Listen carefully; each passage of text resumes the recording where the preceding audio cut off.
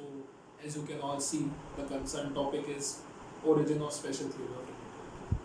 तो इस पूरे वीडियो में ये डिस्कस करेंगे कि what were the drawbacks or what provoked Sir Albert Einstein to originate such sort of invention, like ये theory of relativity कहाँ से आई, उस बारे में डिस्कस करेंगे. कुछ स्टोरीज के फॉर्मेट में, कुछ इवेंट्स के फॉर्मेट में, कुछ एक्सपेरिमेंट्स के फॉर्मेट में ये पूरी स्पेशल थ्योरी ऑफ रिलेटिविटी का ओरिजिन डिस्कस करें. डिस्कस करने से पहले थोड़ी बहुत बात बेसिक यूनिवर्सल क्वांटिटीज़ की करते हैं.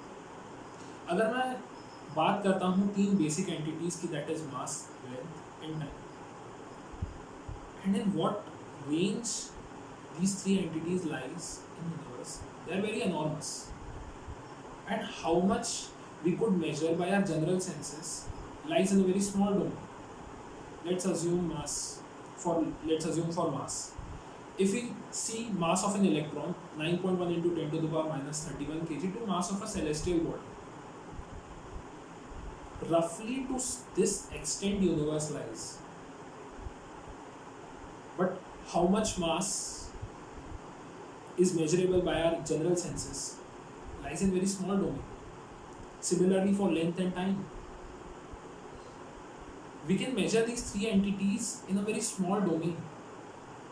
अगर हम अपने डोमेन की बात करें तो जो फिजिकल लॉज यहाँ वैलिड है, commonly known as classical mechanics और न्यूटोनियन मैकेनिक्स, सिर्फ कुछ डोमेन तक ही वैलिड है. अगर हम ये डोमेन क्रॉस करके जाते हैं तो these laws get violated. Newton's laws of motion gets distorted. Some violation occurs. For a scenario, अगर हम लाइट के स्पीड से ट्रैवल करते हैं तो it doesn't hold good there. Newton's laws of motion doesn't hold good there.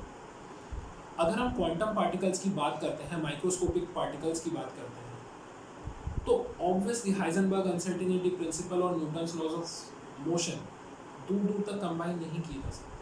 तो एक specific domain में ही क्लासिकल मैकेनिक्स एप्लीकेबल है. एंड विद ड्यू रिस्पेक्ट, मतलब रोज़मर्रा के जीवन में ये काफ़ी फिट बैठते हैं. इसलिए हम न्यूटोनियन मैकेनिक्स आज तक टिल दिस डेट हम न्यूटोनियन मैकेनिक्स इतनी प्रिसाइजली स्टडी करते हैं, because in the domain of humanity ये लॉस काफ़ी फिट बैठते हैं. बट इसके बाहर भी कुछ नियम हैं जिसके बारे में हम डिस्कस करेंगे. तो बात करते हैं सर आइजैक न्यूटन के एरा की. तो when he was giving his laws inspired by Galileo Galilei, तो सर आइजैक न्यूटन के लिए स्पेस और टाइम काफ़ी डिफरेंट क्वांटिटीज थी. They were absolute and different entities. कोई लिंक नहीं था उस समय इन दोनों. And even help of Galilean transformation, अगर हम इसका डेरिवेशन करें तो इसका मैथमेटिकल डेरिवेशन है गैलीलियन ट्रांसफॉर्मेशन का. तीनों कोऑर्डिनेट्स में अगर हम दो ब्लॉक्स रख के बात करते हैं तो what statement does Galilean transformation gives, I am telling कि ऑल फिजिकल लॉज, जो भी फिजिक्स के नियम हैं, सब लागू होते हैं different inertial frame of reference के. अगर हम इनर्शियल फ्रेम ऑफ रेफरेंस भले ही डिफरेंट कर दें, हमारे फिजिकल लॉज वैलिड होंगे. ठीक है, all physical laws are valid for different inertial frame of references. मतलब अगर मेरा फ्रेम रेस्ट पे है और यहाँ कुछ फिजिक्स के नियम हैं, तो ये सेम फिजिक्स के नियम वहाँ भी लागू होंगे अगर मेरा फ्रेम इनर्शियल है, अगर मेरा कोई दूसरा इनर्शियल फ्रेम है. अगर मैं इनर्शियल को आसान शब्दों में बात करने जाऊँ तो inertial frame is that frame जो या तो रेस्ट पे है या कांस्टेंट वेलोसिटी से मूव कर रहा है. तो यहाँ तक तो बात सिंपल थी. And even space and time are considered to be different entities. तो Galilean transformation so far so good, and till this extent for such small domains it's very helpful. like काफ़ी हद तक ठीक बैठती है वो चीज़. बट और आगे अगर फर्दर डिस्कस करें तो when sir Isaac Newton invented gravity, as we all know, जब उन्होंने ग्रेविटेशनल रिलेशन दिया था, force equals to mass into acceleration में, अगर उन्होंने ये चीज़ डिफाइन की थी कि स्ट्रेंथ ऑफ ग्रेविटी जो उन्होंने बताई थी, तो basically he himself to his last day was not aware what is the source of this force. What he gave was to measure the strength of force.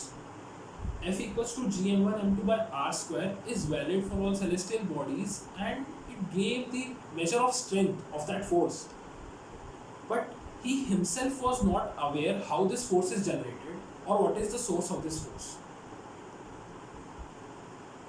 और आगे थोड़ी बात करते हैं। तो अब सीधा हम आते हैं सर आइजैक न्यूटन के एरा से सर जेम्स क्लार्क मैक्सवेल। तो मैक्सवेल्स की कुछ इक्वेशन है, 4 बेसिक इलेक्ट्रोमैग्नेटिक थियरी की इक्वेशंस है। उनमें से मैं 2 इक्वेशंस की बात करता हूँ, that is divergence of magnetic field equals to 0 and curl of electric field is partial change in magnetic field with respect to time with negative science which comes from Lenz law. In 2 equations की बात करते हैं। अब अगर हम इन 2 equations पे भी Galilean transformation use करें, दैट इज मैक्सवेल्स की कुछ इक्वेशन, मतलब मैक्सवेल्स की चारों इक्वेशन फ्रेम 1 में एंड मैक्सवेल्स की those 4 equations of electromagnetic theory in second frame. Question being is, क्या मैक्सवेल्स की चारों इलेक्ट्रोमैग्नेटिक थियरी की equations are they invariant? With changing inertial frame of references, will they remain same? If we do some derivation by help of Galilean transformation, involving that same process what Galileo gave in transformation while considering inertial frame of references, if we go through that process, I won't do any mathematical derivation, but if we go through that process, we'll observe that in frame 1 and frame 2 both Maxwell equation differs. Some extra terms are being generated in some different frames. तो ये contradiction develop हो कि अभी तक अगर मैं बात करूँ सारे फिजिकल लॉस की, तो they were holding so far so good, but when light was being taken as wave and Maxwell derived electromagnetic theory equation, EMT, Maxwell's equation, commonly known as Maxwell's equation, and those were being evolved. When we started considering light to be wave, like obviously dual nature, तो हमने देखा कि जो Maxwell's के चारों नियम हैं वो फ्रेम ऑफ रेफरेंस बदलने पे बदल रहे हैं। तो सवाल ये उठता है कि क्या मैक्सवेल की इक्वेशंस गलत है? क्या गैलीलियन ट्रांसफॉर्मेशन गलत है? इन दोनों में से क्या सही क्या गलत है? इस बारे में थोड़ा बाद में डिस्कस करते हैं। उस दौरान बात चल रही थी थोड़ी लाइट की। Light was the topic which fascinated everyone. तो माइकलसन एंड मोरले एक एक्सपेरिमेंट कंडक्ट किया। दे वर ट्राइंग टू कन्विंस, इससे पहले मैं बात करता हूँ कि जब हम लाइट की स्पीड की बात करते हैं तो इट वॉज मेजरेबल। पहले तो लोग सोचते थे कि लाइट इज इंस्टेंटेनियस, इसकी कोई स्पीड डिफाइन नहीं की जा सकती, but later on it was defined. अगर हम बात करें 3×10⁸ मीटर पर सेकेंड, तो ये लाइट की स्पीड किसके रिस्पेक्ट में है? अगर मैं बात करूँ ये किसके रिस्पेक्ट में है, तो it is with respect to ether. और हम न्यूटोनियन मैकेनिक्स से जानते हैं कि दोनों ऑब्जर्वर्स के लिए ट्रैवलिंग विद डिफरेंट वेलोसिटीज़, जो सामने वाला वेलोसिटी देखेगा दैट वुड डिफर। अगर मैं v वेलोसिटी से मूव कर रहा हूँ एंड सामने वाला कुछ अलग वेलोसिटी से मूव कर रहा है, तो मेरे लिए उसकी वेलोसिटी कुछ डिफरेंट होगी। तो same holds good for light also. ऐसा लोग मानते थे एंड ऐसा लोग प्रूव करने की कोशिश कर रहे थे।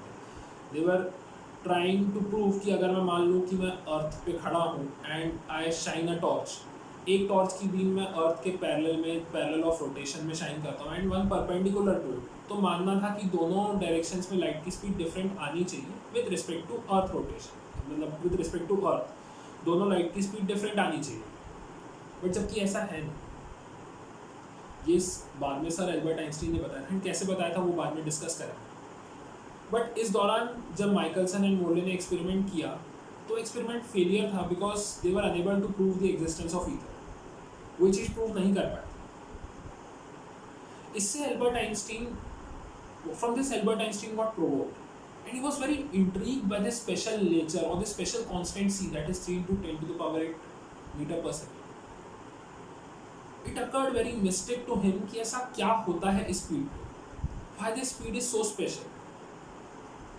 तो he concluded, basically माना कि हम relative velocity की चर्चा कर सकते हैं बट एक पर्टिकुलर डोमेन में। क्या होता है when we go to extent of light, जैसा मैंने पहले डिस्कस किया था, न्यूटन्स लॉ वहाँ वैलिड नहीं रहते। क्यों नहीं रहती? बात ये थी कि एल्बर्ट आइंस्टीन कभी एब्सोल्यूट फ्रेम ऑफ रेफरेंस में नहीं आता। He believe if you are saying you are at rest, obviously with respect to some different celestial body, earth is rotating, so you are never at rest. तो absolute frame of reference तो कभी Albert Einstein के लिए exist नहीं किया। All he said was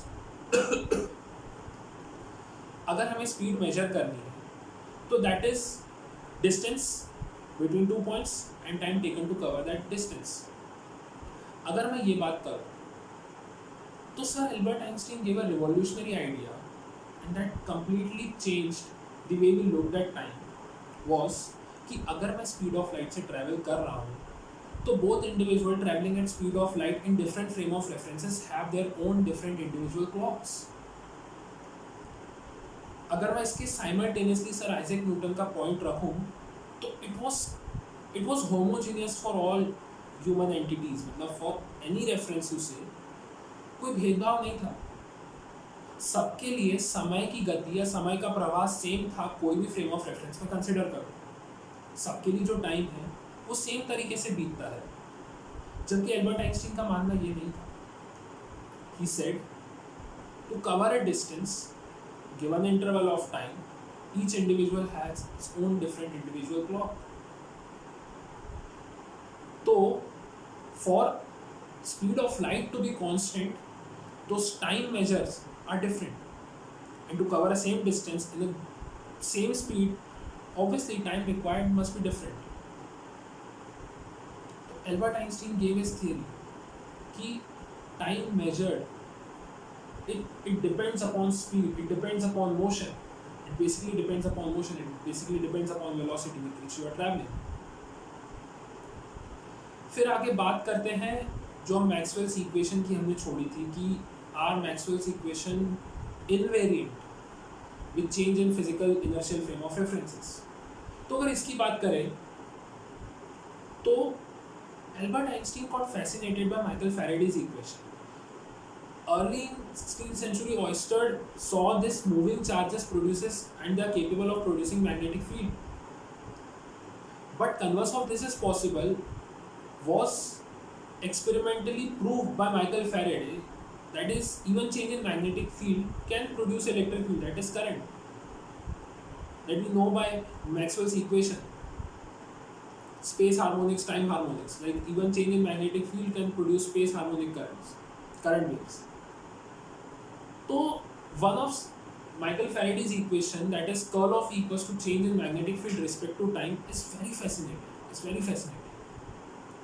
What fascinated Einstein and where his geniusness lied was, अगर मैं दो कॉइल्स रेस्ट पे रखूँ एंड मैग्नेट को मोशन में रखूँ, EMF is induced, that is E equals to minus del phi by del t।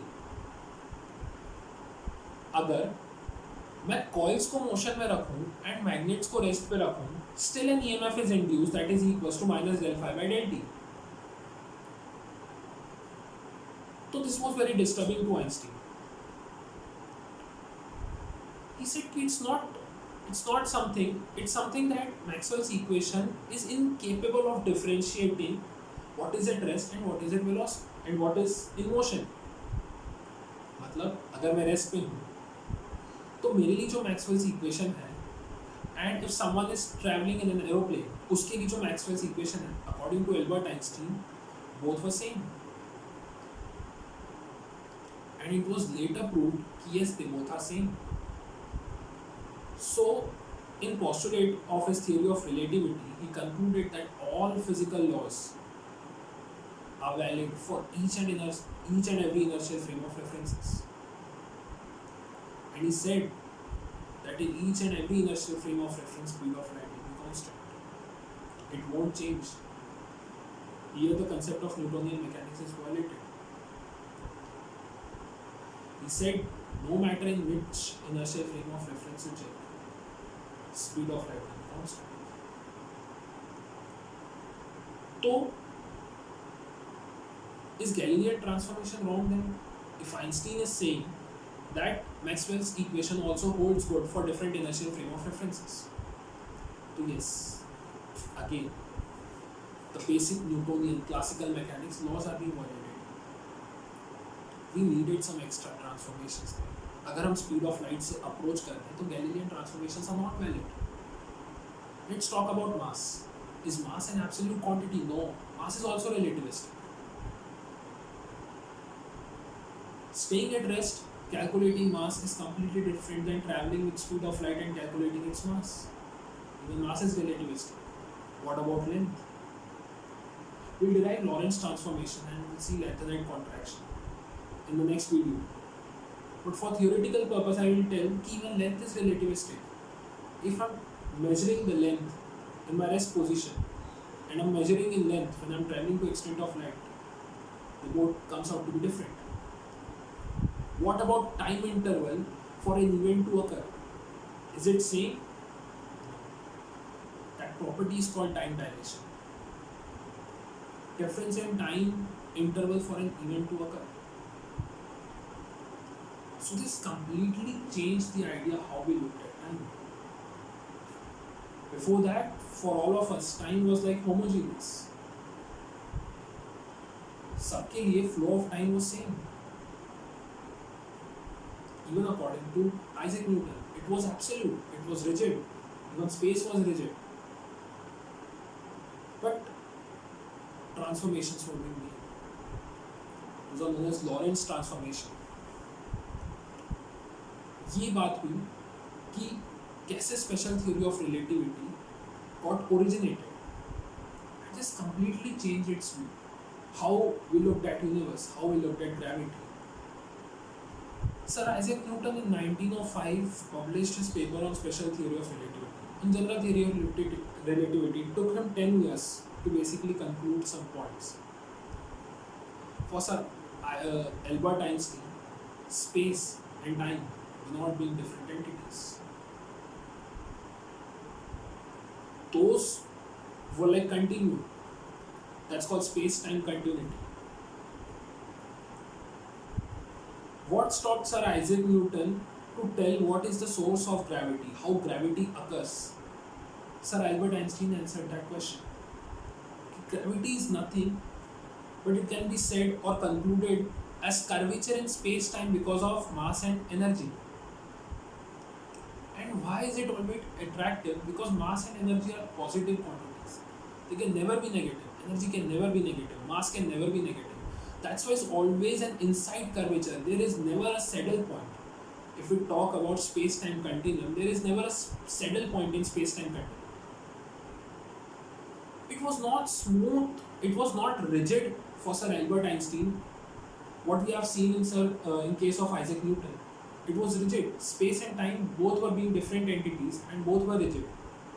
Even space was rigid. Einstein concluded that space, time gets warped because of mass and energy. Higher the mass, higher the energy, the more is the warping. He was able to conclude why Earth is not moving in a rectilinear motion and what is keeping Earth to rotate around Sun is that curvature. Because of massive mass of Sun, all planets are revolving around Sun. It's like a fabric if we assume. For Sir Albert Einstein, it was a fabric. Space-time was a fabric. Both were continuous entity. He said, okay, let's assume a fabric, a trampoline. If you put a heavier ball, automatically the relatively smaller masses ball will automatically rotate around its curve. Rotate around its curvature. If we pick up that massive ball from fabric, all balls will start moving in a random motion. So what allows those smaller masses balls to rotate is that heavier mass present in that fabric. So this was like a continuous quantity. Sir Albert Einstein had the greatest and the most beautiful ideas of his life in 1905, which he says. And that idea was regarding if a man is falling from a building. He assumed, and this was the best idea, he says, it is the best idea occurred to him. He said, let's assume if a man is falling from a roof. He concluded that he won't feel his mass. There will be a case of weightlessness. So I have seen this video of Professor Brian Greene of Columbia University. He did this experiment once. आप एक bottle लो, उसमें हर जगह check करो. You hold in a static position. Hold it in a static position. The water will start pouring out from each and every hole. ठीक है? In a static position, पानी जो है सारे होल से बाहर गिरने लगे. Now drop this bottle from your roof. You will notice during that motion when the bottle is falling, when the bottle is emerging down, the water won't come out from that hole. He concluded that gravity is basically affected by motion. Gravity is basically affected by motion. During the time interval when water was emerging down, the water will stop pouring out from each and every hole. Whereas when you were holding it in a static position, the water was coming out from each and every hole. So he concluded that gravity is affected by motion. And why only there is a curvature? Because we know that mass and energy are always positive quantities. There can never be a saddle point. Mass and energy can never be negative. Like to furthermore extend, Einstein made one calculation mistake. He postulated one cosmological constant in his general theory of relativity equation, which was contradicted when Hubble concluded that universe is expanding. Earlier, it was a notion that universe is static. To prove this theory that universe is static, in his relativity equation, Einstein mentioned one cosmological constant which cancel out the effect of curvature of gravity and saddle point of gravity. And then later on, Einstein called it the biggest mistake constant of his life, which he made, when Hubble concluded that universe is expanding and it's not static. So these were some theories which helped in origination of special theory of relativity. But to be noticed, Einstein never got Nobel Prize for his special theory of relativity. He got Nobel Prize for photoelectric effect. We'll discuss that in later section. The next video would be about can gravity affect light? Can gravity bend light? We'll discuss mathematics. We'll discuss some mathematical derivations. For now, it was just a theoretical video that what made Einstein to originate this theory. What were the drawbacks which made Einstein to develop such kind of theory.